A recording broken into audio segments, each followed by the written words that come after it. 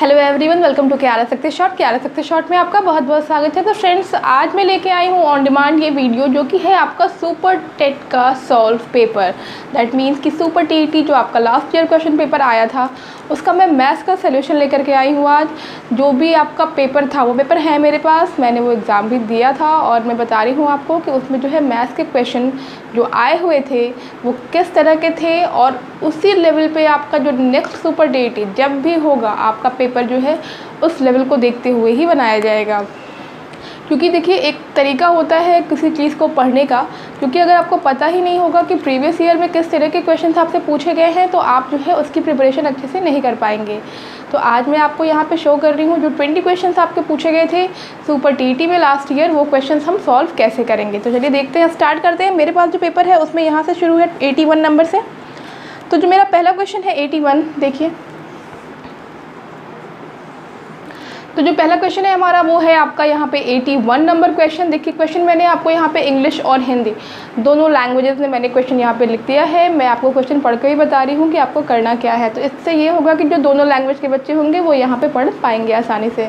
For what value of B the inequality B square plus 8b is greater than और equal to 9b plus 14 is correct. Hindi में ये है, b के किस मान के लिए असमीका b square plus 8b is greater than और इक्वल टू 9b प्लस 14 सत्य है। ये आपको 4 ऑप्शंस यहाँ क्वेश्चन में दिए गए थे। बहुत सारे बच्चों से इस क्वेश्चन में गलती हो गई है, क्योंकि देखिए पहले तो ये दिया हुआ है, इसको सॉल्व करना भी बहुत दिक्कत वाली बात है। या तो आपके पास एग्ज़ाम में इतना टाइम नहीं होता है कि आप जो है स्टेप बाय स्टेप आप चले जाओ और अपना सॉल्व करने लगो, तो ऐसा तो ये पॉसिबल नहीं हो पाएगा क्योंकि थोड़ा लेंदी हो जाएगा। मैंने वहाँ पे क्या किया था, मैंने जो है यहाँ से वैल्यूज़ उठाई और इसमें पुट करना शुरू कर दिया। पुट करने से क्या हुआ, जब मैंने इसे पुट किया तो देखिए यहाँ पर जो वैल्यू है आपकी, ये वाली value b is greater than और equal to -5, b is less than और इक्वल टू 4। जब आप इसको b की जगह पुट करेंगे तो यहाँ पे चूँकि b इज़ इक्वल टू -5 था तो मैंने पहले -5 ही पुट कर लिया। तो क्या हो गया कि जो ये वाला जो आपका दिया हुआ है यहाँ पे असमीका, जो आपको इनइक्वालिटी दी है, सेटिस्फाई नहीं हो रही थी। तो पहला ऑप्शन आपका यहाँ से गलत हो गया था। क्योंकि मैं आपको समझा रही हूँ तो आपको लगेगा कि इसमें टाइम लग रहा है, बट अगर आपको ये क्वेश्चन आता रहेगा तो आप उसको वहाँ पे अपने दिमाग से वहाँ पे कर पाओगे आराम से। क्योंकि मुझे पता है कि इसका आंसर होगा सेकंड वाला, दैट मीन्स कि ये कैसे होगा, मैंने इसे कैसे किया। ये आपका दिया हुआ है, देखिए inequality b square plus 8b is greater then 9b plus 14।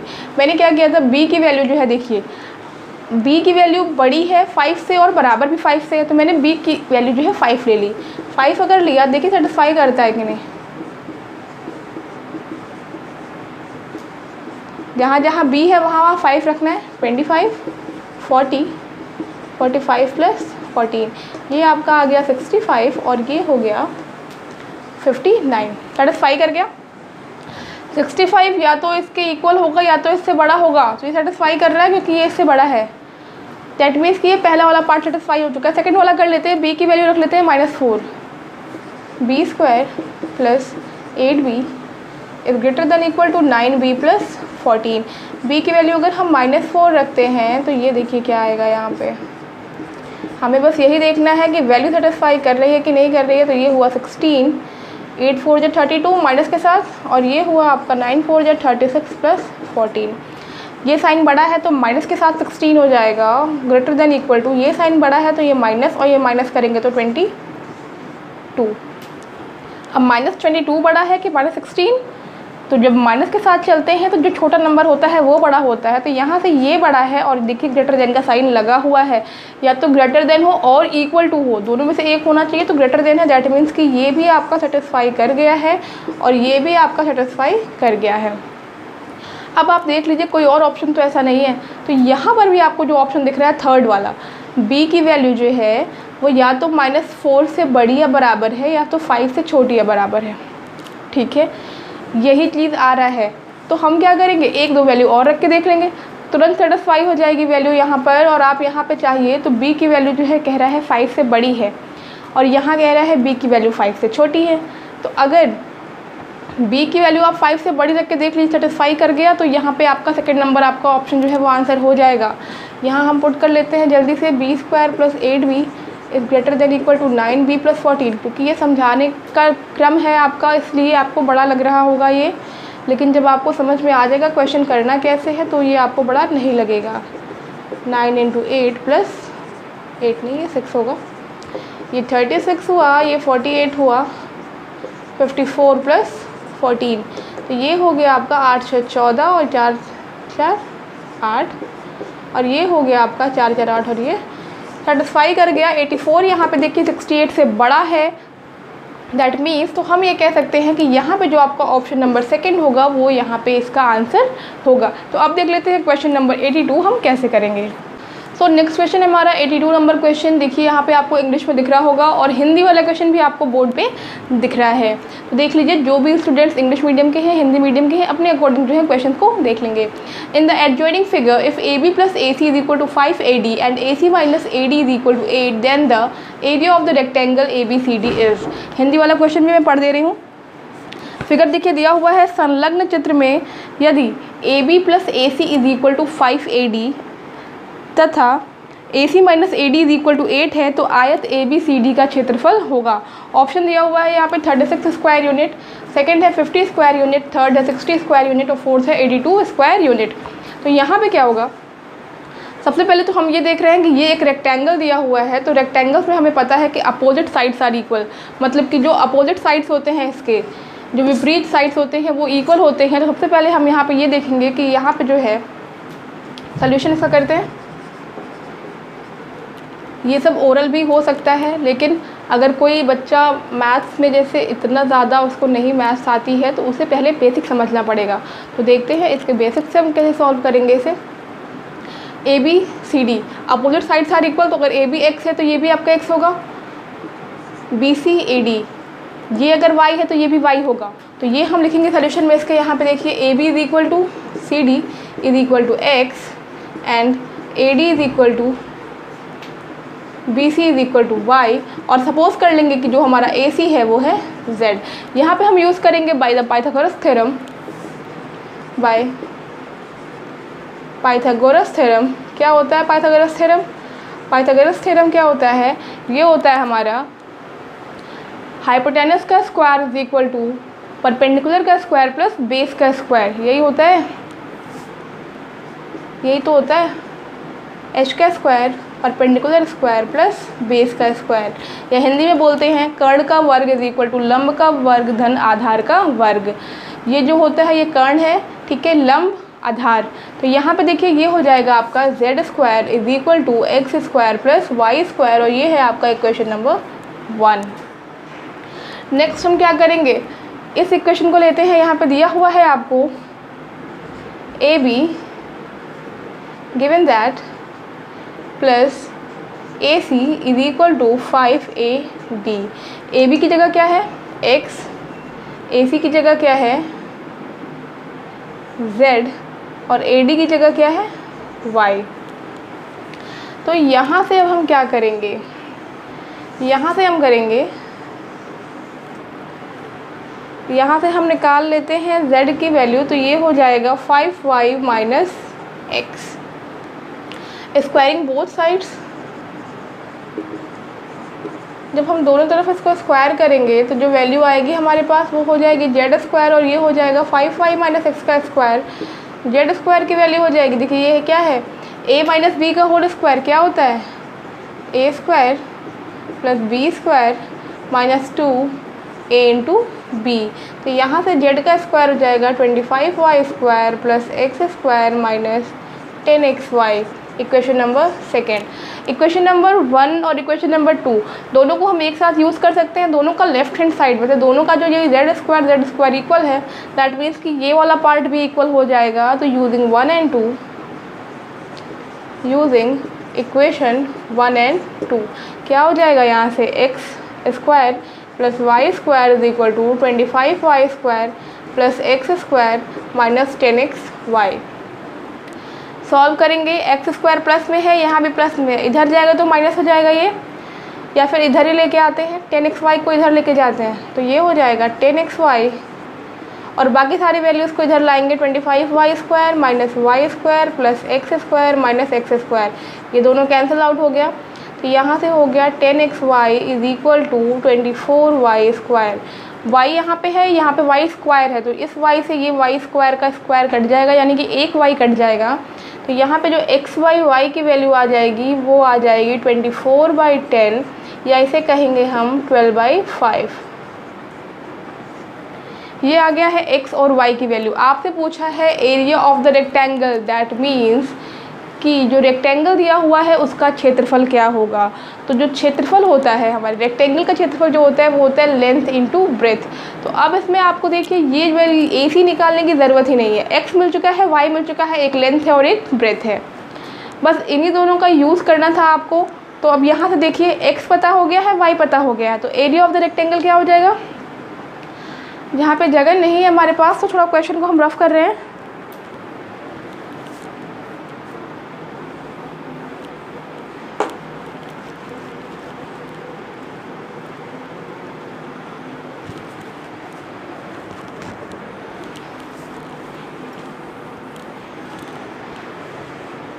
x by Y की वैल्यू 12/5 आ चुकी है, यानी कि x की वैल्यू क्या है 12 है और y की वैल्यू क्या है 5 है। यहाँ से हमें निकालना था एरिया ऑफ द रेक्टेंगल, यानी कि क्षेत्रफल। यहाँ से हमें निकालना था एरिया यानी कि क्षेत्रफल किसका, रेक्टेंगल मतलब आयत का, ऑफ रेक्टेंगल। ये क्या होता है, ये होता है लंबाई गुणे चौड़ाई, ठीक है। L into b length into breadth, तो लेंथ कितना आया है यहाँ से 12 और ब्रेथ कितना आया है 5, तो L इंटू बी यहाँ से कर देंगे 12 इंटू 5 और ये हो जाएगा 60। स्क्वायर यूनिट मतलब क्या होता है,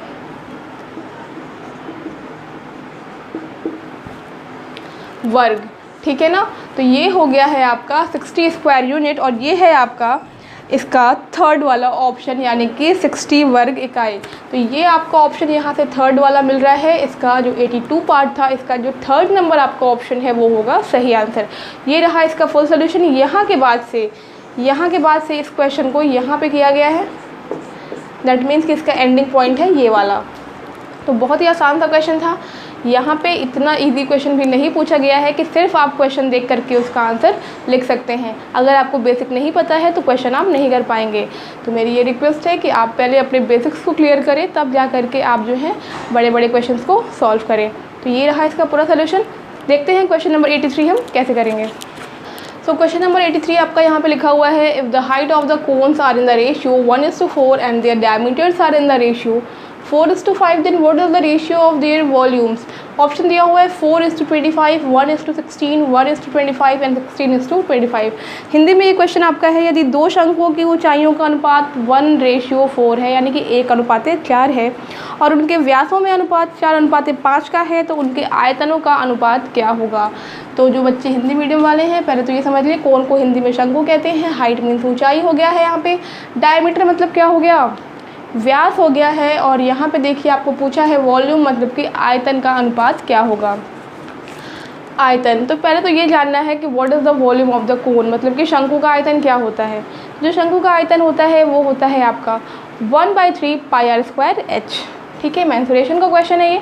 1 by 1 चलते हैं। देखिए यहाँ पे दिया है, if the height of the two cones are in the ratio, दो कोन्स हैं उनके हाइट को रेशियो में दिया गया है, यानी कि अनुपात में दिया होता है। तो हम यहाँ पे क्योंकि हमें ब्रीफली बहुत सॉल्व नहीं करना है, तो बस आपको जो है यहाँ पे बस खाली इसका जो सॉल्व करने का तरीका है वो बता रही हूँ। दो क्योंकि कोन है यहाँ पे, दोनों के हाइट्स अलग अलग होंगे। पहला हम ले लेते हैं h1/h2। h मीन्स हाइट होता है, हाइट h से शुरू होता है इसलिए h लेते हैं, ठीक है। ये आसान होता है, हिंदी मीडियम या इंग्लिश मीडियम से इसका फ़र्क नहीं पड़ना है, क्योंकि सब बच्चों को ऐसे ही करने में आसानी होगी। तो ये पहले कोन का है क्योंकि 1 लिखा है, ये दूसरे कोन का है, दोनों का रेशियो दिया हुआ है 1:4, ये हो गया। और दिया हुआ है इनके डायमीटर्स का रेशियो। तो जब हम इसका फॉर्मूला जानते हैं, ये होता है वॉल्यूम का 1/3 πr²h, तो इसमें रेडियस का यूज़ हुआ है ना कि डायमीटर का। और डायमीटर से रेडियस हम बहुत ही आसानी से निकाल सकते हैं। कैसे, जो डायमीटर होता है ये आपको गिवन है, जो डायमीटर होता है वो होता है रेडियस का 2 गुना, यानी कि 2 टाइम्स। तो रेडियस क्या हो जाएगा, हम डायमीटर का हाफ हो जाएगा।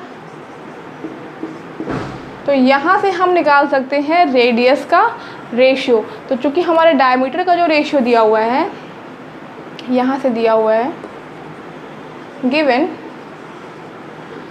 d1/d2 इज इक्वल टू, ये दिया है 4/5, बट हमको रेडियस निकालना है r1/r2, और हमें पता है कि जो रेडियस होता है डायमीटर का हाफ होता है, तो ये 4/2 और ये 5/2। ठीक है, इसे सॉल्व कर लेंगे तो ये आएगा 4/2 इंटू 2/5 इज इक्वल टू, यहाँ से भी क्या हो जाएगा 4/5 ही हो जाएगा, लेकिन हम इसे क्या करते हैं, इसे यहीं रहने देते हैं, इस तरह से ही सॉल्व किया जाएगा। ठीक है, नेक्स्ट अब आपसे पूछ रहा है इसके वॉल्यूम का अनुपात यानी रेशियो। वॉल्यूम क्या होता है 1/3 पाई आर स्क्वायर, जो कि पहले कोण का है तो r1 स्क्वायर h1, दूसरे कोण का पाई r2 स्क्वायर h2। 1/3 पाई 1/3 पाई कैंसिल आउट हो जाएगा। r1 स्क्वायर, r1 की वैल्यू क्या है 4/2, 4/2 लिखें या 4/5 लिखें, क्योंकि अगर इसे सॉल्व किया जाएगा तो ये 4/2 और ये 2/5, ये कट के वापस से 4/5 ही आ जाना है। तो क्या करते हैं 4/5 है तो यहाँ से r1 की वैल्यू 4 ले लेते हैं, 4, लेकिन इसका स्क्वायर दिया है तो 4 का स्क्वायर, h1 क्या है 1, r2 कितना दिया हुआ है 5 का स्क्वायर है, और h2 कितना है 4। तो यहाँ से इस 4 से ये 4 कैंसिल हो जाएगा, तो ये हो जाएगा 4/25। दैट मीन्स कि v1/v2 जो दोनों वॉल्यूम है उनका जो रेशियो हो जाएगा 4/25, और ये है आपका option number 1 in the question number 83। That means कि इसके अकॉर्डिंग जो आपका क्वेश्चन नंबर 83 का जो आंसर होगा वो होगा 4:25। तो ये रहा आपका आंसर। देखते हैं इसका नेक्स्ट क्वेश्चन 84। क्वेश्चन नंबर 84 हमारा है the average of the first 9 natural prime numbers. प्रथम 9 प्राकृतिक अभाज्य संख्याओं का औसत क्या होगा। यहाँ पे 4 ऑप्शन दिए गए हैं आपको 9, 10, 11 होल 2/9 एंड 11 होल 1/9। सबसे पहले जान लेते हैं कि हमारे जो प्राकृतिक अभाज्य संख्या that means natural prime numbers होते क्या हैं। क्योंकि प्राइम नंबर्स आप सबको पता है कि प्राइम नंबर की जो डेफिनेशन होती है, ऐसे नंबर्स जो कि खुद से डिवाइड हो जाए या फिर 1 से डिवाइड हों, बस ऐसे नंबर्स जो कि खुद से ही डिवाइड हो जाए या फिर 1 से डिवाइड हो, वो होते हैं आपके प्राइम नंबर्स। तो यहाँ पे देखिए 9 नेचुरल प्राइम नंबर्स हमें चाहिए। तो जो 9 नेचुरल प्राइम नंबर्स होते हैं पहले उन्हें हम लिख लेंगे। 9 नेचुरल प्राइम नंबर्स आर 1 होगा या नहीं।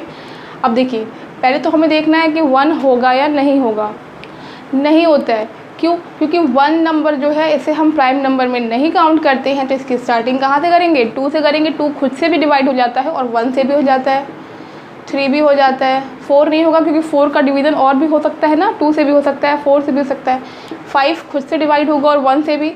7, 9 तो हो जाता है 3 से, इसलिए 9 को छोड़ देंगे। 11 ले लेते हैं। 13, 14, 15, 16, 17 ले लेते हैं। 19 और 23। 1, 2, 3, 4, 5, 6, 7, 8, 9। ये 9 आपके नेचुरल प्राइम नंबर्स हैं, मतलब कि प्राकृतिक अभाज्य संख्याएं हैं, जो कि ये नंबर सिर्फ खुद से डिवाइड होंगे और 1 से डिवाइड होंगे। आप यहाँ चेक कर सकते हैं। इनका औसत पूछ रहा है, दैट मीन्स इनका क्या पूछ रहा है, एवरेज पूछ रहा है। तो एवरेज कैसे निकालते हैं,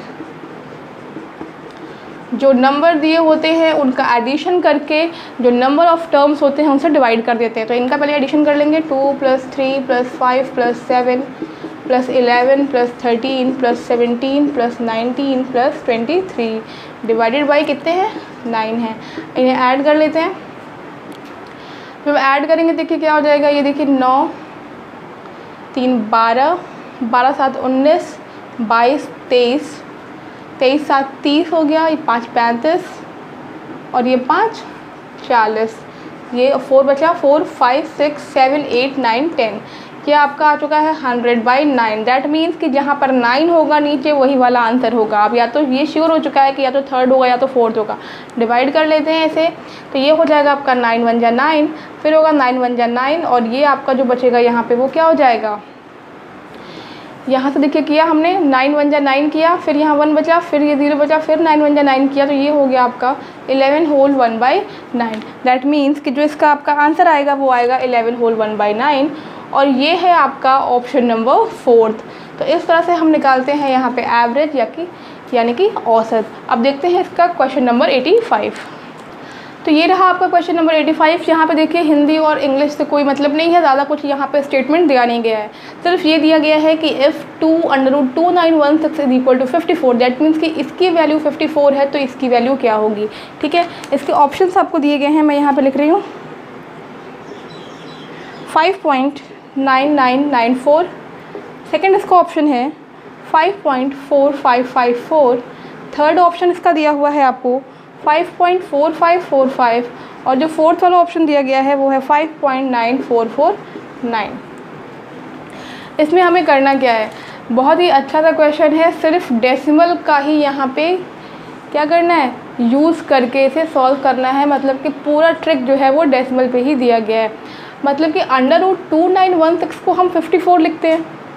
तो अब देखिए यहाँ से यही क्वेश्चन है ना, सबसे पहले ले लेते हैं ये वाला 29.16, इसे क्या लिखेंगे, डेसिमल कहाँ पे लगा है, 2 डिजिट के बाद लगा है। दैट मीन्स कि अगर यहाँ पे डेसिमल 1 डिजिट के बाद लगा हो तो यहाँ पे इसके स्क्वायर में डेसिमल 2 डिजिट के बाद होगा। यही तो होता है। जैसे यहाँ फॉर एग्जांपल 5.4 का अगर स्क्वायर करेंगे तो क्या आएगा, 2916 आएगा, 2916। तो डेसिमल कहाँ लगेगा, डेसिमल 1 पॉइंट के बाद नहीं लगेगा ना, ये 5.4 इंटू 5.4 है, स्क्वायर है, मतलब कि एक डेसिमल इसके बाद है, एक डेसिमल इसके बाद है, यानी कि 2 के बाद जो है डेसिमल लग जाएगा 2 डिजिट के बाद। तो 29.16 को लिखना हो तो क्या लिखेंगे, 5.4 √0.2916। जितना डेसिमल यहाँ बढ़ेगा उसके हाफ की जगह पे डेसिमल यहाँ लग जाएगा। यहाँ डेसिमल कितने के बाद है, 1 2 3 4, 4 के बाद डेसिमल है, तो 4 को अगर हम हाफ करें तो क्या होगा, 2 होगा। दैट मीन्स कि यहाँ पे 2 डिजिट के बाद डेसिमल लगेगा, तो उसके बाद डेसिमल क्या लगेगा, 0.54, 2 डिजिट के बाद यही तो आएगा। थर्ड क्या है हमारा 0.002916, कितने के बाद डेसिमल है, 1 2 3 4 5 6, 6 का आधा कितना होता है, 3 होता है। इसमें 3 डिजिट के बाद डेसिमल लगेगा, कहाँ से लगता है, यहाँ यूनिट प्लेस से, 1s 10s 100 से। तो 3 डिजिट के बाद 2 ही डिजिट है तो 0 लगा लेंगे, 054 1 2 3 लग गया। नेक्स्ट हमारा जो गिवन है वो है 0.00002916।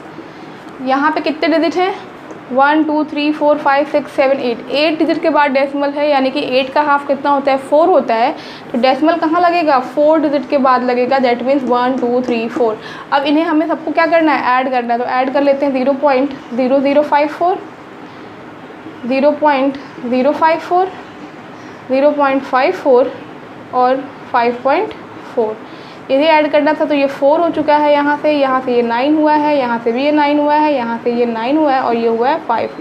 तो ये 5.994 यानी 5.994 ये जो आया है आपका 5.9994, ये होगा आपका इसका आंसर 85 के फर्स्ट पार्ट का। और करेंगे इसे हम इस तरह से। तो अब देख लेते हैं इसका हम 86 नंबर क्वेश्चन। क्वेश्चन नंबर 86 देखिए हमारा क्या कह रहा है कि 3 संख्याओं का योग जो है वो 98 है। That means the sum of the 3 number is 98। अगर पहली और दूसरी के बीच का अनुपात 2:3 है और दूसरी और तीसरी के बीच का अनुपात 5:8 है तो दूसरी संख्या बताइए। यहाँ इंग्लिश में क्वेश्चन दिया हुआ है और हिंदी का क्वेश्चन मैंने पढ़ दिया है, वो आपको स्क्रीन पे दिख भी जाएगा। पहले तो कह रहा है कि 3 नंबर्स का सम दिया हुआ है 98। तो ठीक है, सपोज कर लेते हैं let the numbers be x, y and z। क्योंकि स्टेटमेंट वाले क्वेश्चंस नहीं है तो मैंने सिर्फ आपको ओरली बताया है, लिखना नहीं है मुझे स्टेटमेंट पूरा। यहाँ पे the sum of the 3 number is 98। तो हम ले लेते हैं, मान लीजिए 3 नंबर हैं x, y और z है और इनका जो सम दिया है वो दिया है 98। ये आपको गिवन है। If the ratio between the first and second, first आपने क्या लिया है x, सेकेंड y, मतलब कि ये भी गिवन है कि x और y का रेशियो 2 और 3 है। और सेकेंड और थर्ड यानी कि y और z का जो रेशियो है वो दिया हुआ है आपको 5/8।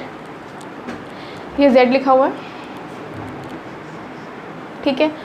एक चीज़ और मैं यहाँ बता रही हूँ कि जो हमारा रेशियो होता है, रेशियोज़ वाली जो वैल्यूज़ होती हैं उन्हें हम निकालते कैसे हैं, अगर इस तरह की वैल्यू दी हुई हो। हमें निकालना है सेकेंड नंबर, दैट मीन्स हमें निकालना है y, ठीक है। अब हम क्या करते हैं, देखिए बहुत आसान तरीका है, x ratio y ratio z, तीनों का ratio x by y, x की वैल्यू क्या है 2, y की 3, y बाई z, y की वैल्यू क्या है इसके नीचे लिखेंगे 5 और z की वैल्यू 8।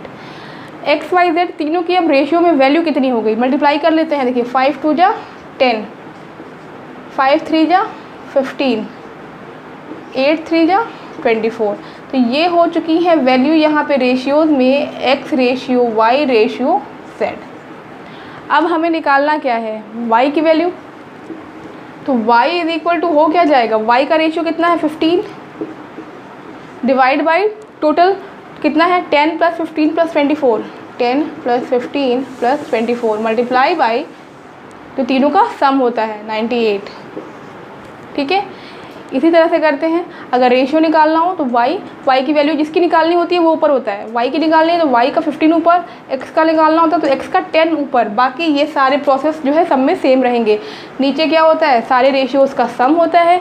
मल्टीप्लिकेशन में क्या होता है, जो इनका टोटल सम दिया है वो होता है रेशियो का सम, और ये सम दोनों में डिफरेंस होता है। अब यहाँ से क्या हो जाएगा, y की वैल्यू 15 अपॉन इसे ऐड कर लेंगे तो ये होगा 9 और ये होगा 49 और ये 98। तो ये 49 2 जा होता है 98। तो यहाँ से जो y की वैल्यू हो जाएगी वो हो जाएगी 30 और ये आ गया है आपका आंसर। ये सारे क्वेश्चंस आपके जो है एकदम सेकंड्स में करने वाले क्वेश्चंस हैं। अगर आपको क्वेश्चन पता रहेगा तो आप बहुत ही आसानी से कर सकेंगे। तो यहाँ से y की वैल्यू 30 आ गई है और y ही आपका सेकेंड नंबर था। तो यहाँ से जो इसका आंसर हो जाएगा वो हो जाएगा थर्ड वाला, y = 30। तो अब देख लेते हैं इसका हम नेक्स्ट क्वेश्चन 87। तो नेक्स्ट क्वेश्चन है हमारा 87। मैं हिंदी में पढ़ रही हूँ पहले। यहाँ दिया हुआ है कि यदि r त्रिज्या के वृत्त के अंतर्गत एक समषट्भुज भी निर्मित हो तो उसका परिमाप होगा। दैट मीन्स कि एक सर्कल है, उसके अंदर एक समषट्भुज बनाया गया है जिसकी 6 भुजाएं होती हैं, उसका परिमाप पेरीमीटर आपको बताना है। If a regular hexagon is inscribed in a circle of the radius r then its perimeter is. चूँकि जो है आपका जो समषट्भुज बनाया गया है वो एक किस पे बनाया गया है, सर्कल में बनाया गया है। और आपको ये पता है कि जो सर्कल होता है हमारा, ठीक है, थोड़ा अच्छा नहीं बनाया बट काम चल जाएगा। तो यहाँ देखिए हम बनाते हैं, ये आपका 2 3 4 5 6 सर्कल के अंदर एक समषट्भुज बनाया गया है। और आपसे ये भी कहा गया है जो सर्कल है उसका रेडियस क्या है, r है। दैट मीन्स कि ये r है। तो ये पूरा तो आपका r ही होगा ना, ये सब जितना भी यहाँ से डिस्टेंस होगा इसका r होगा, ये भी r होगा, ये भी r होगा, ये भी r होगा, ये भी r होगा। तो जब सारा जो है आपका r होगा और ये जो पॉइंट इसका जो है सेंटर है, ये r है, ये r है, ये r है, ये सब आपके r हैं। ठीक है, तो आपसे पूछ रहा है जो ये आपका बाहर वाला जो षट्भुज है यानी कि जो आपका हेक्सागन है, इसका परिमाप यानी कि पेरीमीटर क्या होगा। तो पेरीमीटर क्या होगा, जो हमारे षट्भुज की जो साइड्स हैं इनको ऐड करने पर जो वैल्यू हमें मिलेगी वही क्या होगी, हमारी पेरीमीटर होगी।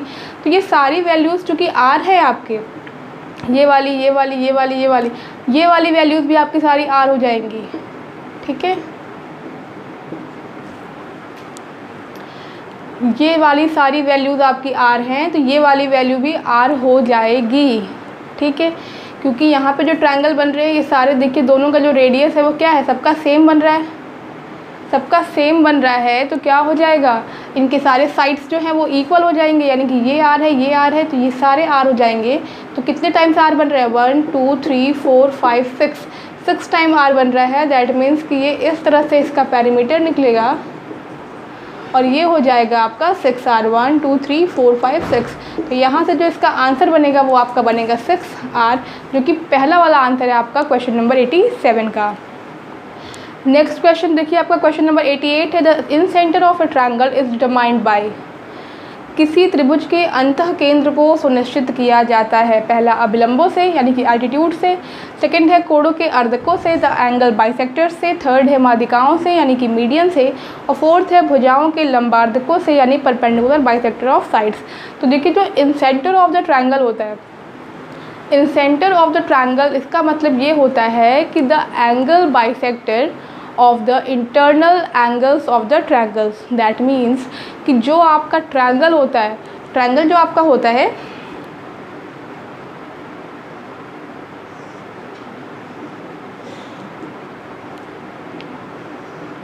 ये जो ट्रायंगल है आपका, इनके जो इंटरनल एंगल्स होते हैं, तो इंटरनल एंगल्स कौन से हुए, ये हुआ, ये हुआ और ये हुआ।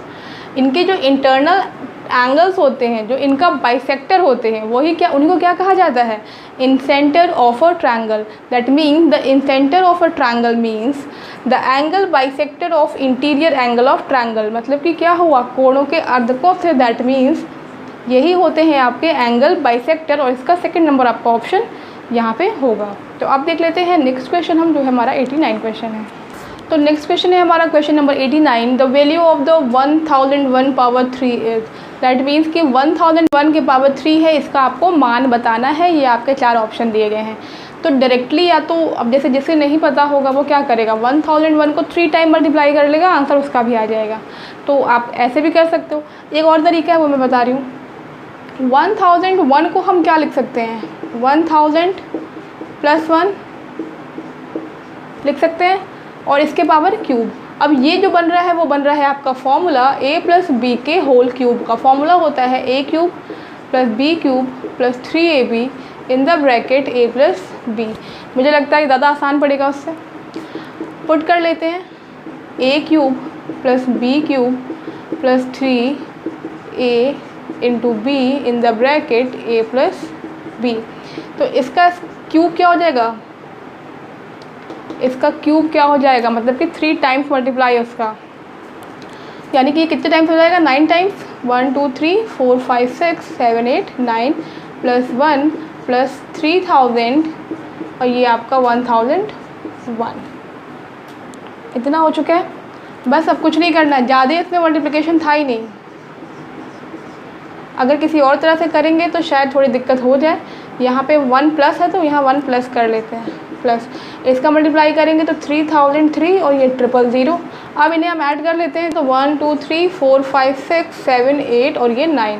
तो यहाँ से 0003 003 क्या आएगा, 1003 003 और 001। कौन सा आंसर मैच कर रहा है, जल्दी से मिला लीजिए। 1003 003 001, 1003 003, ये 1 0 है, 1003 003 001। यानी कि यहाँ से जो थर्ड वाला पार्ट है आपका ये मैच कर जा रहा है, और इसका जो थर्ड नंबर ऑप्शन होगा वो होगा सही। अगर इसे 3 बार मल्टीप्लाई करते हो तो बहुत ज़्यादा दिक्कत हो जाती है, बहुत कन्फ्यूज़न होता, टाइम भी इसका डबल लग जाता, और गलत होने के चांसेस बहुत ज़्यादा यहाँ पे बढ़ जाते। तो इस तरह से करेंगे, ये आइडेंटिटी आप याद कर लीजिए, ये बहुत ज़्यादा ज़रूरी है। अब देख लेते हैं हम 90th नंबर क्वेश्चन। ये है, if 120 is 20% of a number then 120% of that number is. That means किसी संख्या का 20% 120 हो, तो हम सपोज कर लेते हैं वो संख्या x है, ठीक है। कह रहा है इसका 20% जो है, 20% मतलब 20/100, ये कह रहा है कि 120 है। तो जो संख्या हमें मिलेगी, यानी कि जो x की वैल्यू मिलेगी उसका हमें 120% निकालना है। तो यहाँ से 25 जो ये हो गया 100, तो x की वैल्यू क्या हो गई, 12 × 5 = 60, यानी कि 600। इस 600 का हमको निकालना है 120%, तो यहाँ निकाल लेते हैं 600 का 120, और परसेंट का मतलब डिवाइड बाई 100। 100 6 × 600 और 12 × 6 = 72, यानी कि जो 720 आएगा। ऑप्शन में है यस। ये जो फोर्थ वाला आपका ऑप्शन है ये इसका राइट आंसर हो जाएगा 720, और ये है आपका क्वेश्चन नंबर 90th का आंसर। आई होप फ्रेंड्स कि आपको क्वेश्चन समझ में आ रहे होंगे। क्वेश्चन के रिगार्डिंग कोई भी क्वेरी हो तो आप कमेंट बॉक्स में ज़रूर से बताइएगा, ठीक है। तो देख लेते हैं नेक्स्ट क्वेश्चन अपना। तो फ्रेंड्स नेक्स्ट क्वेश्चन है हमारा यहाँ पे क्वेश्चन नंबर 91। यहाँ पूछ रहा है which one of the following is the smallest fraction. सबसे छोटी भिन्न बतानी है यहाँ पे आपको। इसके जो ऑप्शन दे रखे हैं वो आपको इसमें देखिए 4 ऑप्शन दिए हुए हैं आपको यहाँ पे, जो कि है आपका 6/11, सेकेंड है आपका 13/18, थर्ड है आपका 15/22 और फोर्थ है आपका 19/36। यहाँ पे जो क्वेश्चन दिया हुआ है इसमें 5 नंबर दिए हैं और इसमें दिए हैं 4 ऑप्शन। तो जो 5वां है इसको चेक करने की ज़रूरत ही नहीं है, और देखिए सबसे आसान यही है भी आपका, बाकी सब तो कठिन है। यहाँ पे एक तरीका होता है कि एलसीएम लेकर के सबका जो है डिनोमिनेटर यहाँ पे इक्वल कर दीजिए और सॉल्व कर लीजिए, लेकिन मुझे जो आसान लगता है वो सिंपली मैं इसे डिवाइड करके निकाल लेती हूँ। पहला वाला 6/11 है, मतलब कि ऐसे करना है। तो 11 5 × 55 हो गया, 0.5 आ गया, यही छोड़ देते हैं। 18 और ये 130 कर लेते हैं पॉइंट लगा के। कितने टाइम्स जाएगा ये देख लेते हैं। तो ये जो आपका जाएगा 5 8 × 40, ये कम हो रहा है तो 6 8 × 48 और ये 7 टाइम्स दे जाते हैं ऐसे। तो ये देखिए 7 8 × 56 और ये 112, ये हो गया 4, इसे भी यहीं छोड़ देते हैं, अगर आगे ज़रूरत पड़ेगी तो निकालेंगे। नेक्स्ट है आपका 22 15, 0 लगा के पॉइंट लगाएंगे, 0 बढ़ा देंगे, ठीक है। तो ये आपका जाएगा 6 टाइम, 6 2 12 और ये 13, 7 टाइम जाएगा तो ज़्यादा हो जाएगा, तो ये होगा 8 और ये 1, यही छोड़ देते हैं इसे भी। नेक्स्ट सबसे छोटी पूछ रहा है, सबसे छोटी अभी तक आपकी यही आई है। लास्ट बचा है आपका 36 और ये 19, यहाँ भी पॉइंट लगाएंगे और यहाँ 0 बढ़ा देंगे। 5 से कम आना चाहिए, देख लेते हैं 5 टाइम पहले क्या आ रहा है। 5 6 जा 30 और 5 3 जा 15, 16 17 18, मतलब 5 टाइम ये भी जा रहा है 180। अब इसमें और इसमें टाई हो गया, लेकिन अभी भी यहाँ पे आपका 10 बचा हुआ है आपका रिमाइंडर और यहाँ 5 बचा है, तो इसे एक टाइम और ले जाके देख लेंगे। यहाँ पे पॉइंट लगा था, 0 बढ़ा लेते हैं, तो ये जाएगा आपका 2 टाइम्स 2 6 जा 12 और ये 7, तो ये हुआ आपका 28। और इसे देख लेते हैं, यहाँ 5 था, 0 लगाएंगे तो ये आपका जाएगा 4 टाइम और ये होगा 44। ये 0.54 आया है और ये 0.52 आया है। दैट मीन सबसे छोटी जो भिन्न होगी आपकी वो होगी 19/36। ये वाली भिन्न सबसे छोटी है, सबसे आसान तरीका भी यही लगता है मुझे मेरे अकॉर्डिंग। अब देख लेते हैं इसका नेक्स्ट क्वेश्चन, जो है क्वेश्चन नंबर 92। तो फ्रेंड्स नेक्स्ट क्वेश्चन है हमारा, देखिए यहाँ पे क्वेश्चन नंबर 92, जो कि मैं पहले पढ़ रही हूँ हिंदी में। एक आयत की लंबाई में 25% की वृद्धि होती है, उसकी चौड़ाई कितने प्रतिशत घटा दी जाए ताकि उसका क्षेत्रफल एक समान बना रहे। The length of a rectangle is increased by 25%, by what percent of the breadth to the decrease to maintain the same area. एक रेक्टेंगल का जो लेंथ है वो कह रहा है 25% बढ़ा दिया जाता है, कितना परसेंट ब्रेथ को घटाया जाए उसका एरिया बराबर करने के लिए। तो सबसे पहले हम सपोज कर लेंगे, देखिए रेक्टेंगल का लेंथ क्या होता है L, ब्रेथ क्या होता है B।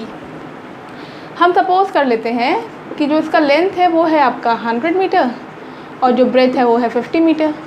तो एरिया कितना हो जाएगा 100 × 50, यानी कि 5000 मीटर स्क्वायर, यही तो होगा। अब कह रहा है कि इसका जो लेंथ है वो 25% बढ़ा दिया गया, तो लेंथ बढ़ाया गया तो कितना हो गया 125 मीटर हो गया। 25 ऐड कर देंगे, वो बढ़ गया, और ब्रेथ को उतना ही रखा गया है, तो इनका एरिया कितना हुआ,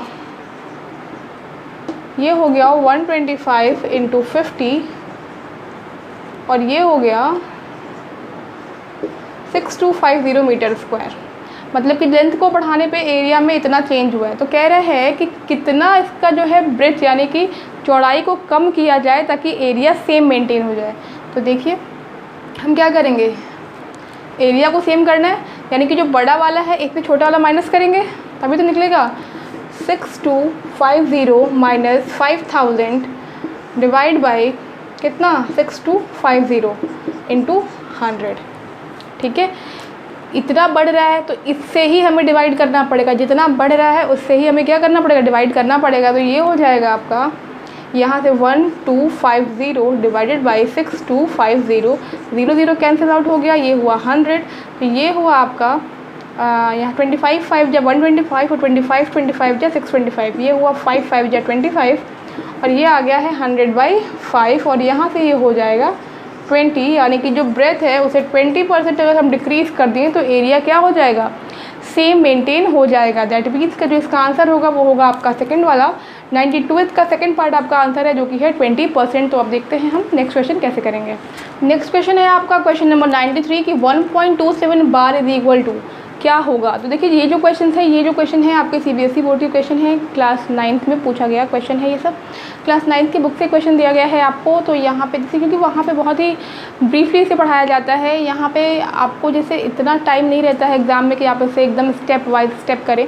तो क्योंकि मेरे पास जो है मेरे वीडियो है, मेरी प्लेलिस्ट है, उसमें क्लास 9th की वीडियो पड़ी हुई है, आप वहाँ पर जा कर के ये वीडियोज़ देख भी सकते हैं, जहाँ पर मैंने इसे पूरा ब्रीफली एक्सप्लेन करा है।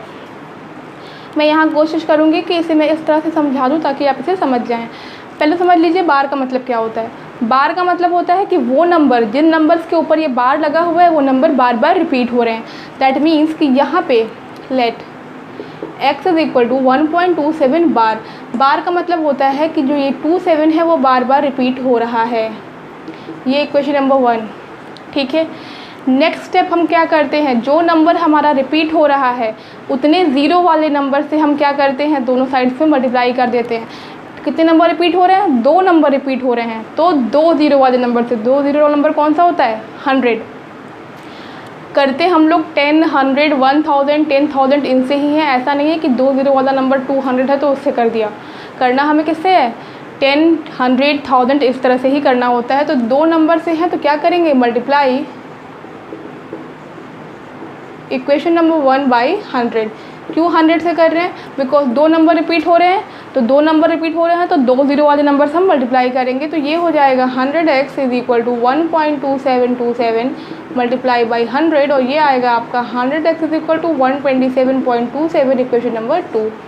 अब यहाँ पे क्या करते हैं, इक्वेशन नंबर 2 में से इक्वेशन नंबर 1 को माइनस करेंगे, तो ये आएगा 100x माइनस x 127.27 माइनस 1.2727, तो यहाँ से हो जाएगा 99x और ये हो जाएगा 126। x की वैल्यू हो जाएगी 126/99, तो ये क्या हो जाएगा, 9 1 जा 9, 9 1 जा 9, और ये हो जाएगा आपका 9 1 जा 9 और 9 4 जा 36, यानी कि जो x की वैल्यू आएगी वो 14/11 यहाँ से आ जाएगी। आपका आंसर देख लीजिए कौन सा मैच कर रहा है, ये है आपका ऑप्शन नंबर 3। अगर यहाँ पे 27 की जगह 3 नंबर होते, मतलब 3 डिजिट होते और तीनों पे बार लगा होता तो हम 1000 से मल्टीप्लाई करते, बाकी प्रोसेस आपका सेम ही रहता। नेक्स्ट क्वेश्चन हमारा 94 है, a sum of money doubles itself in 15 years with a compound interest it will become 8 times n। यहाँ पे कह रहा है आपका क्वेश्चन नंबर 94, एक धन चक्रवृद्धि ब्याज की दर से 15 वर्षों में दुगना हो जाता है। कब होता है, 15 वर्षों में। तो दुगना हो जाता है मतलब कितना हो जाता है, अगर प्रिंसिपल आपका क्या है, कैसे निकालते हैं, compound interest 1 + r/100 power n। तो n क्या है आपका, यहाँ पे कितने वर्षों में होता है, 15 वर्षों में होता है, और प्रिंसिपल क्या हो जाता है, डबल हो जाता है। तो आपसे पूछ रहा है कि ये 8 गुना कब होगा। तो ठीक है, यहाँ से सॉल्व करते हैं, r/100 पावर 15, p का यहाँ डिवाइड करेंगे तो ये होगा 2p/p और p कैंसिल हो जाएगा। तो यहाँ से हमें मिल गया, ये क्वेश्चन नंबर 1 लिख लेते हैं, 1 + r/100 power 15 is equal to 2, ये हुआ क्वेश्चन नंबर 1। अब हम ये लेट कर लेते हैं, 1 + r/100 power n is equal to 8, क्योंकि ये कहा गया है कि ये कितने टाइम में 8 गुना हो जाएगा। तो 8 को हम क्या लिखते हैं, 2 का क्यूब लिखते हैं।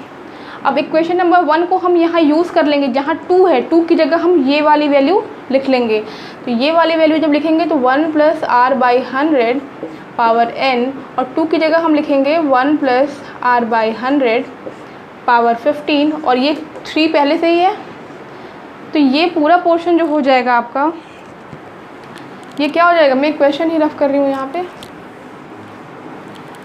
ऑप्शंस मैंने रहने दिए हैं, यहाँ पे क्वेश्चन में रफ कर ली हूँ। तो यहाँ से देखिए इन दोनों को हम कंपेयर कर सकते हैं, ये वाली वैल्यू और ये वाली वैल्यू सेम है, इसलिए नहीं लिखेंगे। तो n की वैल्यू क्या हो जाएगी, यहाँ से n इज इक्वल टू हो जाएगा 15 × 3 इज इक्वल टू 45 ईयर्स, और यही है आपका आंसर, जो कि है आपका ऑप्शन नंबर 3, जो कि है 45 ईयर्स। तो इस तरह से ये क्वेश्चन होगा। कैसे करें, यहाँ पे पहले लिया है कि जो हमारा प्रिंसिपल है वो क्या हो जा रहा है, डबल हो जा रहा है 15 ईयर्स में। ठीक है, 15 ईयर्स जो टाइम दिया हुआ है। फिर हमने क्या किया, p से डिवाइड कर दिया है, ये वाला हमें इक्वेशन मिल गया। अब हमें ये मालूम है कि ये जो सम है क्या हो जा रहा है, 8 गुना हो जा रहा है, लेकिन कितने वर्षों में हो रहा है ये नहीं पता है। तो ये हम n ले लिए। अब 8 को हम लिख सकते हैं 2 पावर 3, और 2 की जगह हम लिखेंगे ये वाली वैल्यू जो हमें इक्वेशन नंबर 1 में मिली है, और यहाँ से ये आंसर आ चुका है 45 ईयर्स, जो कि है आपका ऑप्शन नंबर 3। तो अब देख लेते हैं कि हम नेक्स्ट क्वेश्चन कैसे करेंगे, जो कि होगा आपका क्वेश्चन नंबर 95। नेक्स्ट क्वेश्चन हमारा कुछ इस तरह से है। यहाँ पे देखिए, if a power x is equal to b power y is equal to c power z and b square is equal to ac then y is. यहाँ पे देखिए करना क्या है, पहले हम ले लेते हैं यहाँ पे b square is equal to ac। थोड़ा सा ट्रिकी क्वेश्चन है ये। अब हम क्या करेंगे, अब हमें करना ये है कि हम x z पावर से क्या करेंगे, दोनों तरफ मल्टीप्लाई कर देंगे, multiply by x z power both sides. Multiply करने पे क्या होगा, ये b है पावर 2, एक्स जेड से मल्टीप्लाई किया तो ये हुआ x z is equal to a power x z into c power x z. तो ये b की पावर तो हो गया 2xz इज इक्वल टू, अब देखिए यहाँ से देखिए हमें इसे लाना है इस फॉर्म में, तो ये a पावर x है, तो a पावर x को एक पास कर लेंगे और z को पावर बाहर कर लेंगे। इसे लाना है इस फॉर्म में, तो ये है c पावर z और x को कर लेंगे बाहर, तो ये हो गया b की power 2xz is equal to. अब इस सब को हम b के फॉर्म में लेते आएंगे ताकि हमें कंपेयर करने में आसानी हो। a पावर x को हम क्या लिख सकते हैं, b पावर y, और z पहले से है। c पावर z को हम क्या लिख सकते हैं, b पावर y और x पहले से है। तीनों में b कॉमन हो गया, दैट मीन्स पहले इसे हम एक स्टेप और बढ़ा लेते हैं, 2xz is equal to b। दोनों मल्टीप्लिकेशन में है तो क्या हो जाएगा, पावर ऐड हो जाएगा yz प्लस yx। दोनों में देखिए ये बेस जो है आपका कॉमन है, तो ये क्या हो जाएगा, कंपेयर हो जाएगी दोनों वैल्यू, तो ये हो जाएगा yz plus yx, that means ये बेस हट जाएगा और पावर क्या हो जाएगा, इक्वल हो जाएगा। और यहाँ से देखिए जो हमें वैल्यू चाहिए थी वो क्या हो गई है, 2xz अपॉन, यहाँ से देखिए 2xz is equal to y common ले लेंगे तो ये आएगा z प्लस x, और यहाँ से जो y की वैल्यू आ जाएगी वो क्या आ जाएगी, 2xz upon z plus x, और ये ही आपकी y की वैल्यू है। यहाँ से हमें फाइंड करना था वैल्यू ऑफ द y, तो ये हो गया 2xz upon z plus x, और ये है आपका ऑप्शन नंबर 4। इस तरह से करेंगे हम इस क्वेश्चन को सॉल्व। तो हम देखते हैं नेक्स्ट क्वेश्चन हमारा 96। तो क्वेश्चन नंबर 96 हमारा है कि इसे हमें फैक्टराइज करना है, मतलब गुणनखंड करना है। इसका कैसे करेंगे, देखिए यहाँ पे शुरू करते हैं हम x square minus y square minus 9z square plus 6yz।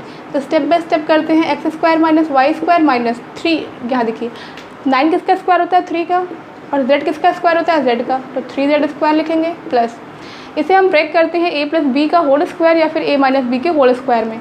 तो उसमें हमें क्या चाहिए, 2 चाहिए होता है, एक ले लेते हैं 3z और एक ले लेते हैं जो बचेगा हमारे पास 2 3 जा 6 और एक ले लेते हैं y। तो जो हमारे पास यहाँ वैल्यू बच रही है वो देखिए क्या बच रही है, a square plus b square minus 2ab। अगर हम यहाँ से माइनस कॉमन ले लें तो ये y माइनस 3z का होल स्क्वायर बन जाएगा। कैसे बनेगा, x square minus y minus 3z का होल स्क्वायर कैसे बनेगा, यहाँ दिखा लेते हैं। अगर यहाँ माइनस कॉमन ले लेंगे यहाँ से तो ये हो जाएगा y square plus 3z square minus 2a into b बनेगा, और ये होता है आपका a माइनस बी का whole square, a square plus b square minus 2ab। तो आपको दिख रहा होगा यहाँ प्लस है, बट प्लस इसलिए है क्योंकि यहाँ पे माइनस है। अगर यहाँ माइनस कॉमन लेंगे तो ये ऑटोमेटिक प्लस हो जाएगा। तो ये बनेगा आपका y माइनस 3z का होल स्क्वायर, और ये जो आपका आइडेंटिटी बन रहा है वो बन रहा है a square minus b square. ये आपको याद होना चाहिए, ये होता है a प्लस बी और a माइनस बी। ये दोनों आपको याद होना ही चाहिए, तभी आप इसको कर पाएंगे। तो a plus b that means a plus y minus 3z, a minus y plus 3z। अब देख लीजिए कौन सा आंसर मैच कर रहा है, x plus y minus 3z, x minus y plus 3z, that means कि आपका ऑप्शन नंबर 3 यहाँ मैच कर रहा है, जो कि इसका आंसर होगा। नेक्स्ट है 97 number question, the empirical relationship among the 3 measures of the central tendencies is. Hindi में ये क्वेश्चन आपको बोर्ड पे दिख जाएगा, मैं इसे पढ़ पे दे रही हूँ। केंद्रीय प्रवृत्ति के तीनों मापों में आनुभाविक संबंध है। पहला ऑप्शन है 2 माध्यिका इज इक्वल टू बहुलक धन माध्य, 3 माध्यिका इज इक्वल टू बहुलक धन 2 माध्य, माध्यिका इज इक्वल टू बहुलक धन माध्य, और चौथा है माध्यिका इज इक्वल टू 2 बहुलक धन 3 माध्य। जैसा कि आपको ऑप्शन दिख रहा होगा, इंग्लिश में ऑप्शन आपको लिखे हुए हैं, तो ये तो याद करने वाली चीज़ है। तो इसका जो ऑप्शन होगा ये होगा आपका क्वेश्चन नंबर 2। जब आप मीन मीडियन मोड पढ़ेंगे, ये क्लास 9-10 का कोर्स है, उसमें ये आपको स्टैटिस्टिक्स के पार्ट में ये मिलेगा। तो जो इसका जो रिलेशनशिप होता है मीन मीडियन मोड का, वो होता है 3 median is equal to 2 mean plus mode, या फिर 3 median is equal to mode plus 2 mean. तो इस तरह से हमारे हो गए हैं 97 क्वेश्चन कंप्लीट, और सिर्फ आपके 3 क्वेश्चन और रह गए हैं, वो भी हम जल्दी से देख लेते हैं। नेक्स्ट क्वेश्चन है हमारा फ्रेंड्स, देखिए यहाँ पे question number 98, in a trapezium the length of its parallel sides are a and b. Trapezium है, देखिए यहाँ पे इसका जो लेंथ है इसके पैरेलल साइड्स का वो दिया हुआ है ए एंड बी। तो पैरेलल साइड्स आपको ये दिख रहे हैं, ये वाले और ये वाले पैरेलल साइड्स हैं, ये ए है और ये बी है। The length of the line joining the mid point of its non parallel sides, देखिए ये इधर जा रहा है, ये इधर जा रहा है, मतलब कि इनके जो मिड पॉइंट्स हैं जो कि नॉन पैरेलल साइड्स आपके हैं, ये देखिए ये दोनों, इनके जो मिड पॉइंट्स हैं इनकी आपको लेंथ फाइंड करनी है, ये ही आपसे पूछ रहा है क्वेश्चन में। हिंदी में क्वेश्चन पढ़ दे रही हूँ एक बार, ये है आपका कि एक समलंब चतुर्भुज की समांतर भुजाओं की लंबाई ए और बी है। जो समांतर भुजाएं हैं दैट मीन्स पैरेलल साइड्स हैं, उनकी असमांतर भुजाओं के मध्य बिंदुओं को मिलाने वाली रेखा की लंबाई क्या होगी। तो देखिए आपको इस रेखा को जो कि इसके असमांतर मतलब कि नॉन पैरेलल लाइंस को मिला रही है, इसकी लंबाई पूछा गया है। तो इसकी लंबाई क्या हो जाएगी, यहाँ से दोनों को देखिए अगर आप इसे आप ज्योमेट्रिकली सॉल्व करेंगे तो बहुत लंबा प्रोसेस हो जाएगा। सिंपली मैं बता रही हूँ कि इसके जो मिड पॉइंट्स हैं इनको ज्वाइन करने वाली जो लाइन होगी वो होगी आपकी a+b/2 यहाँ से। ठीक है, तो कुछ चीज़ें ऐसी भी होती हैं जिन्हें सिर्फ आप पढ़ें और पढ़ के उसे अपने ध्यान में रखें कि वो चीज़ें कैसे करनी है। ये जो आपका ये पेपर भले ही आपका प्राइमरी लेवल का हो, बट ये पेपर जो है आपके 10th स्टैंडर्ड तक यानी कि अप टू 10th स्टैंडर्ड तक का पेपर आपका ये बनाया गया था। और मैं आपको ये बता दूं कि आपको 10th तक का पेपर जो है पढ़ना पड़ेगा अगर आपको नेक्स्ट जो है आपका सुपर टीईटी आने वाला है उसमें एग्ज़ाम देना है तो। क्योंकि ये आपका देखिए पहला पेपर था जो कि आपका इस तरह से हुआ था मल्टीपल चॉइस क्वेश्चन में। इसके पहले एक और पेपर हुआ था जो कि रिटन फॉर्म में हुआ था, लेकिन उसमें क्वेश्चन थोड़े इससे इजी थे। लेकिन जो ये आपका मल्टीपल चॉइस क्वेश्चन वाला पेपर जो आया है उसमें जो है आपका मैथ्स का लेवल बढ़ा दिया गया है और वो है आपका अप टू 10 तक। और मैं आपको जानकारी के लिए ये बता दूं कि मैं जो 9th और 10th की जो कि हायर क्लासेस होते हैं आपके, उनकी क्लासेस मेरे जो है KRS सक्सेस शॉर्ट चैनल पर चल रही है, आप चाहिए तो इसे विजिट कर सकते हैं। नेक्स्ट क्वेश्चन है हमारा 99। The ages in years of 6 students in a class, मतलब कि 6 स्टूडेंट्स का एज जो है यहाँ दिया हुआ है 13, 14, 18, 16, 19 और 12। उसका मीडियन फाइंड करना है आपको। हिंदी में एकदम सेम ही क्वेश्चन है, यहाँ पे कोई दिक्कत नहीं है, बस माध्यिका समझ लेना है कि मीडियन को हिंदी में माध्यिका कहते हैं। निकालने का तरीका ये होता है कि पहले जो हमारी वैल्यूज़ हैं इन्हें हम क्या करते हैं इंक्रीजिंग ऑर्डर में या फिर डिक्रीजिंग ऑर्डर में लिख लेते हैं, इसे अरेंज कर लेते हैं इंक्रीजिंग ऑर्डर में, दैट मीन्स बढ़ते हुए क्रम में लिखेंगे इसे। अरेंज इन इंक्रीजिंग ऑर्डर, तो क्या हो जाएगा 13, 14, देखिए 12 भी है, 12, 13, 14, 16, 18, 19। कितने नंबर्स हैं 6 है। देखिए इसमें हमारा जो फॉर्मूला चलता है वो चलता है इवन और ऑड का, यानी कि सम और विषम का। अगर विषम संख्याएं होती हैं तब तो निकालना आसान होता है, लेकिन अगर संख्याएं सम होती हैं तो जो उसका फॉर्मूला होता है वो ये होता है n/2th term plus n/2 plus 1th term divide by 2। ये होता है फॉर्मूला हमारा मीडियन निकालने का। अब इसे निकालते कैसे हैं, देखिए ये वाला क्वेश्चन हो चुका है तो मैं इसे यहाँ से रफ कर रही हूँ थोड़ा। यहाँ से देखिए n/2th, n क्या है नंबर ऑफ द स्टूडेंट्स कितने हैं 6 है, तो 6/2th ये टर्म हुआ हमारा। यहाँ पे n/2th प्लस 1 यानी कि 6/2 प्लस 1th टर्म और डिवाइड बाई 2। ये होता है मीडियन निकालने का तरीका, यानी कि माध्यिका। 2 3 जा 6 यानी कि आपका 3 हो गया, यानी कि ये हो गया आपका क्या अब 3rd टर्म, और ये 2 3 जा 6 और 3 1 4 यानी कि 4th term divide by 2। 3rd term क्या है यहाँ पे काउंट करिए, इसमें से नहीं काउंट करना है, जो हमने इसे अरेंज किया है इंक्रीजिंग ऑर्डर में वहाँ काउंट करना है। 1 2 3 14 आ रहा है 14। 4th टर्म क्या है 1 2 3 4 16 आ रहा है 16/2। तो ये हो गया है आपका 30/2 और यहाँ से जो इसका मीडियन होगा ये होगा 15 और आपका ऑप्शन नंबर 2 जो है यहाँ से इसका राइट आंसर होगा। और एक बार और मैं बता रही हूँ, चूँकि ये आपका जो है 6 नंबर था, ये आपका था इवन नंबर के लिए, लेकिन जो ऑड नंबर का होता है उसका सिंपल फार्मूला होता है। अगर यहाँ पे 7 होता सिर्फ तो ये जो होता फार्मूला n+1/2, यही आपका आंसर हो जाता, यानी कि 6 + 1 यहाँ पे अगर 7 होता तो, क्योंकि तभी तो ऑड होगा, तो ये हो जाता आपका 8/2 यानी कि 4th टर्म। 4th टर्म कौन सा होता 1 2 3 4 यानी 16 आंसर होता कब, जब आपका 7 होता यहाँ पे, लेकिन यहाँ पे 6 है इसलिए इससे हमें मतलब नहीं है। मैंने सिर्फ समझाया है आपको कि कब ऑड के लिए और कब इवन के लिए कौन कौन सा फॉर्मूला हम लेंगे। तो यहाँ से इसका आंसर आ रहा है 15। अब देख लेते हैं हम इस पेपर का लास्ट क्वेश्चन क्या है। नेक्स्ट क्वेश्चन है हमारा question number 100। If a person loses 20% on the selling price then what percentage of the loss will be made on the cost price. That means कि अगर किसी व्यक्ति को विक्रय मूल्य पर 20% की हानि होती है, विक्रय मूल्य पर, तो क्रय मूल्य पर, क्रय मूल्य मतलब कॉस्ट प्राइस, विक्रय मूल्य मतलब सेलिंग प्राइस, तो उसे क्रय मूल्य पर हानि प्रतिशत क्या होगी। तो हम सपोज कर लेते हैं, हम ये लेट कर लेते हैं, मान लेते हैं कि हमारा जो सेलिंग प्राइस है वो है 100, ठीक है, तो 100 है तो ठीक है। यहाँ से हमारा CP क्या हो जाएगा, हमारा जो लॉस हो रहा है वो 20% का हो रहा है सेलिंग प्राइस पर। तो अगर सेलिंग प्राइस ही 100 है, दैट मीन्स कि कॉस्ट प्राइस ज़्यादा होगी, कितनी हो जाएगी, into 100 plus 100 into 20/100। That means कि जो हमारी कॉस्ट प्राइस हो जाएगी वो क्या हो जाएगी, 120। तो यहाँ से हो गया है हमारा कॉस्ट प्राइस 120, सेलिंग प्राइस 100 थी, कॉस्ट प्राइस 120 है, लॉस हो रहा है हमारा, लॉस परसेंटेज वो हो रहा है 20% का। तो हमें निकालना है यहाँ पे कि what percentage of the loss will be made on it. तो देखिए सेलिंग प्राइस 100 हो गई, कॉस्ट प्राइस हो गई है हमारी 120 यहाँ से। तो अब हम निकाल लेते हैं लॉस, और हमें पता है कि लॉस क्या होता है, ये होता है cost price minus selling price. Cost price मतलब मैं लिख दे रही हूँ यहाँ हिंदी में भी, क्रय मूल्य माइनस विक्रय मूल्य। तो ये कितना हो जाएगा हमारा लॉस जो हो जाएगा, यानी कि ये हानि होती है, हानि हो जाएगी, वो कितनी हो जाएगी 120 माइनस 100, और ये हो जाएगा आपका 20 रुपये की हानि।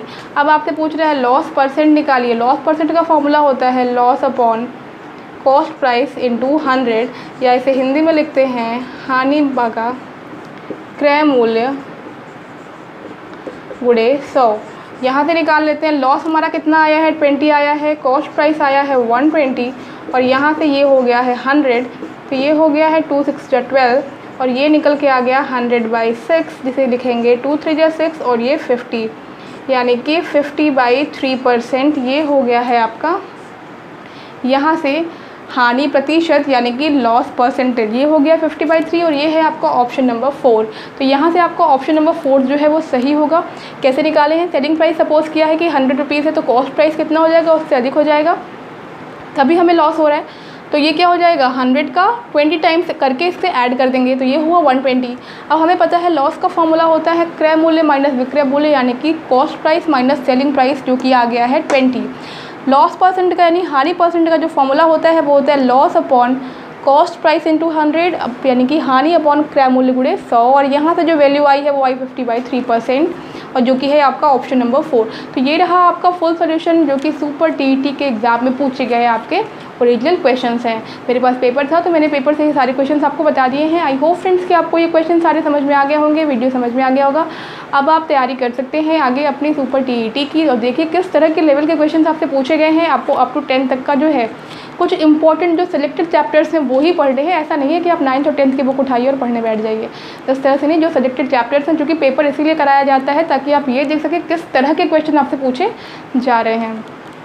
और सिर्फ 9th 10th ही नहीं, आपको मैंने अप टू 10th बोला है, दैट मीन्स कि आपको 6th 7th 8th ये सारी चीज़ों की जानकारी रखनी है कि किस तरह के पेपर्स आपसे पूछे जा सकते हैं। तो फ्रेंड्स फॉलो करते रहिए मुझे। अगर आपने चैनल को सब्सक्राइब नहीं किया है तो सब्सक्राइब ज़रूर कर लीजिएगा, क्योंकि अब मैं यहाँ पे सुपर TET की भी क्लासेस जो है बीच बीच में देती रहूँगी। और जैसा कि आपको पता है कि मेरे पास जो है मेरे चैनल पे CTET और UP टेट से रिलेटेड भी बहुत सारे क्वेश्चन पेपर जो कि ओरिजिनल पेपर्स हैं वो पड़े हुए हैं। तो जो भी फ्रेंड्स आपको ये चाहते हैं कि CTET का और UP टेट का प्रिपरेशन कर लें, वो जो है पहले ओरिजिनल पेपर्स को देखें। उसके बाद मेरे चैनल पे बहुत सारे चैप्टर्स मैंने करा भी रखे हैं, जैसे एवरेज हुआ आपका, ये जो है CP SP का जो चैप्टर होता है ये मैंने करा रखा है, और भी बहुत सारे चैप्टर्स जो है मैंने करा रखे हैं। तो आप वो वहाँ से देख सकते हैं। आप जाइएगा चैनल पर क्लिक करिएगा, वहाँ मैंने प्लेलिस्ट बना रखा है। तो प्लेलिस्ट में जो कि आपका CTET और UP टेट का सेक्शन होगा, वहाँ से आप जा करके क्वेश्चंस और वीडियोस को देख सकते हैं। तो फ्रेंड्स अगर वीडियो पसंद आया हो तो लाइक ज़रूर करिएगा, शेयर ज़रूर करिएगा। मिलते हैं अपने नेक्स्ट वीडियो में कुछ और इंपॉर्टेंट क्वेश्चन के साथ, जो कि जो है आपको सुपर टेट के एग्जामिनेशन में बहुत ही हेल्प करेंगे। Till then take care and bye bye.